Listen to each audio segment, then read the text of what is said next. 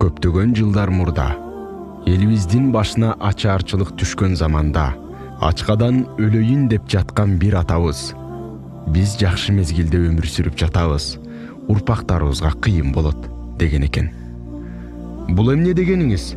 Ачтан өлүү кандай жакшы болот деп сураганда биз ачкачылык менен сыналып жатабыз. Урпагыбызга сыноо токтук менен келет. Ачкачылык адамды ыймандан айырбайт. Тескерисинче, Кудайга жакындатат.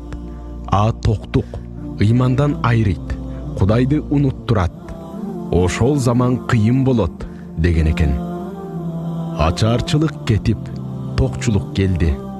Токтук ачаарчылыктан да жаман болот. Ачкачылык Кудайды эске салат. Кудайдан жардам, колдоо сурайсың. Токтук Кудайды эстен чыгарат.